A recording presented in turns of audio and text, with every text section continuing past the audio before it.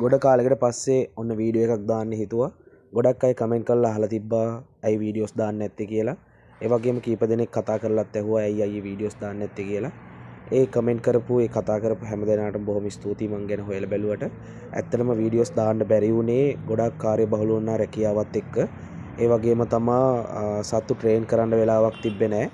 ඇත්තම කිව්වොත් සත්තු ටිකට කෑම ටික දීලා සත්තු ටික බලා ගන්නවත් බෙහෙත් ටික දීලා වෙලාවක් තිබුණේ නැහැ. ඒ තරම් කාර්යබහුල වුණා රැකියාවත් එක්ක. ඔන්න දැන් චුට්ටක් රැකියාවත් එක්ක පොඩ්ඩක් මේ වෙලා තියෙනවා කාර්යබහුල වෙලා නැහැ. සතුත් එක්ක පොඩ්ඩක් කාලය ගත කරන්න පුළුවන් තරමේ විවේකයක් දැන් ලැබිලා තියෙනවා. ඒකින්ද හිතුවා ආයෙත් වීඩියෝස් ටික පටන් ගන්න.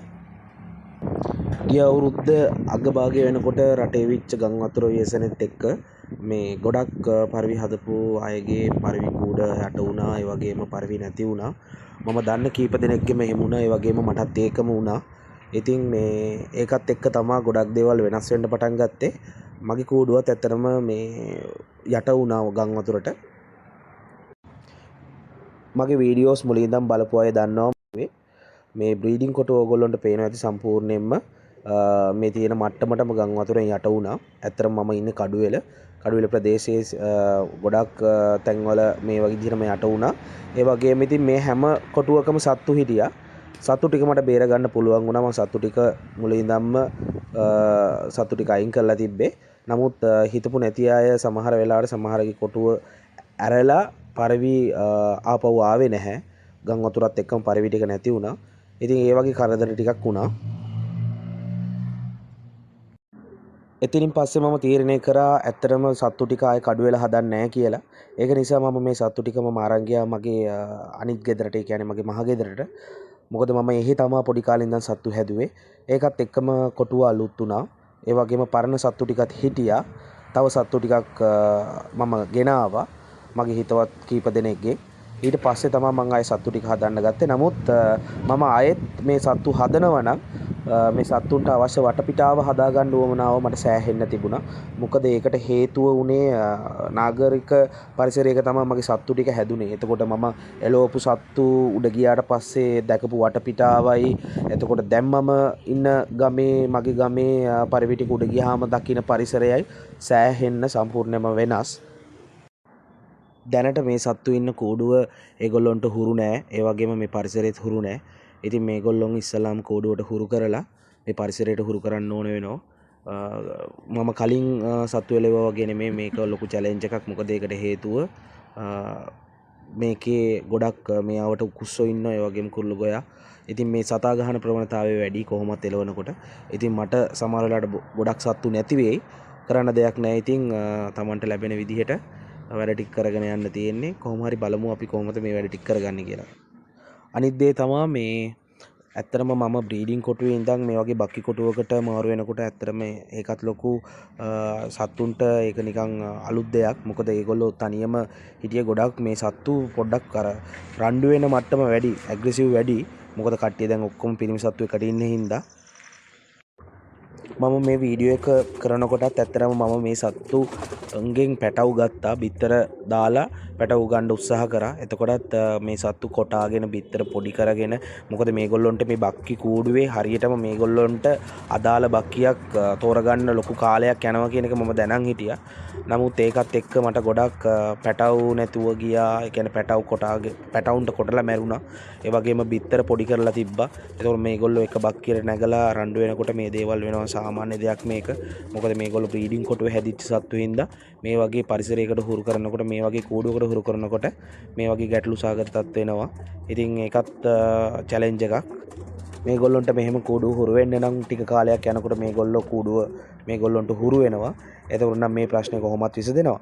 එතකොට අපි බලමු කොහොමද මේගොල්ලෝ අය අපි එලවනවා නම් මොන වගේ ප්‍රශ්න වලට මට මුහුණ දෙන්න වෙයිද කියලා.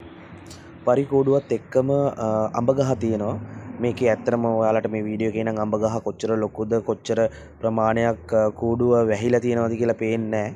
නමුත් මේ අඹ ගහ ලොකු අතු වලට බෙදිලා ගිහිල්ලා තියෙන්නේ. වහලෙත් එක්ක මේගොල්ලෝ උඩ ගියාට පස්සේ මේගොල්ලොන්ට ඇත්තටම වහලේ පේනවා විතරයි. කූඩුවවත් ඒගොල්ලොන්ගේ වෙන ලෑන්ඩ්මාර්ක් එකක් පේන්නේ සම්පූර්ණයෙන්ම ඒ පිටිපස්සේ ප්‍රදේශෙම මේ අඹ ගහින් වැහිලා තියෙන්නේ. ඉතින් මේ පරිවි මම ඇත්තටම එළියට දාලා ට්‍රේන් කරාට පස්සේ මේ පරිවි මම චුට්ටක් එලවලා බැලුවා. ඇත්තට මේගොල්ලන්ට හොයාගන්න බෑ. ඔයාලට පේනවා ඇති එහා පැත්තේ ගෙදරත් මේ වගේම උළු ගෙයක්. එතකොට මේ පැත්තෙම තියෙන්නේ උළු ගෙවල්. එතකොට මේගොල්ලන්ට උඩට ගියාම මේගොල්ලන්ට ඇත්තටම හොයාගන්න හරිම අමාරුයි. මේගොල්ලෝ එක එක තැන්වල බානවා. ඒගොල්ලන්ට ගෙදර හොයාගන්න බැරුව. ඉතින් ඒක ලොකු ප්‍රශ්නයක් වුණා මට. ඉතින් මම හිතුවා මේ අඹ ගහ අයින් කරන්න වෙනවා මට මේ සත්තු ට්‍රේන් කරගන්න ඕන මුලින්ම මේ ගෙදරට. ඒක නිසා මම අඹ ගහ අයින් කරන්න තීරණය කළා. දැන් ඕගොල්ලන්ට පේනවා ඇති කොච්චර එලියක් ඇවිල්ලා තියෙනවද කියලා අඹ ගහ අයින් කරාට පස්සේ. ඇත්තටම දැන් සත්තුන්ටත් හරිම ලේසි කූඩුවට එන්න.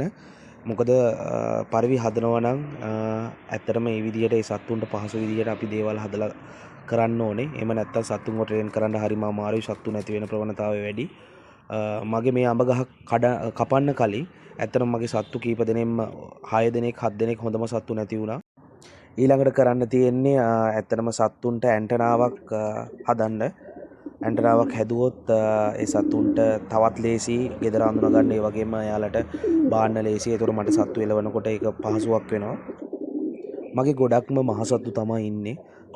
ඉතින් දැන් මට කරන්න තියෙන්නේ කොහොම හරි පැටව ටිකක් බෝ කරගන්න. බෝ කරගෙන ඇත්තටම මම රනර් එකක් හදන්න ඕනේ. තවත් කොටුවක් හදලා මම මේ සත්තු ටික ට්‍රේන් කරන්න තමයි හිතාගෙන ඉන්නේ. ට්‍රේන් කරනකොට හරිම ලොකු ප්‍රශ්නයක් වෙනවා. මොකද ඔයගොල්ලන්ට පේන්නේ නැති මේ වීඩියෝ එකේ වවුල්ලු යනවා. හවස සාමාන්‍ය 5:00 වගේ වෙනකොට වවුල්ලු ටික එළියට එනවා මේ ප්‍රදේශේ. ඉතින් මේ පේනවා ඇති හදිස්සිය හරි පරිවියෙක් උඩ හිටියොත් මොකද වෙන්නේ කියලා. ඇත්තටම සතා නැති වෙනවා. මමත් ඇත්තටම ඔක දැනන් හිටියේ නෑ. මමත් පොඩ්ඩක් මේ සතෙක් හවස දාලා චුට්ටක් බලපුවාම තමයි මටත් තේරුනේ මේ එක ලොකු ප්‍රශ්නයක් වෙනවා කියලා. ඔයාලට පේනවා ඇතිනේ සම්පූර්ණයෙන්ම වවුල්ලු 200ක් 300ක් අහස වහගන්නවා. එතකොට පරිවියෙක් කෙලවන්න බෑ හවස් වෙනකොට. ඉතින් එහෙම ප්‍රශ්නකුත් මෙහි තියෙනවා. අපි බලමු ඉතින් කොහොමද වැඩ ටික වෙන්නේ කියලා.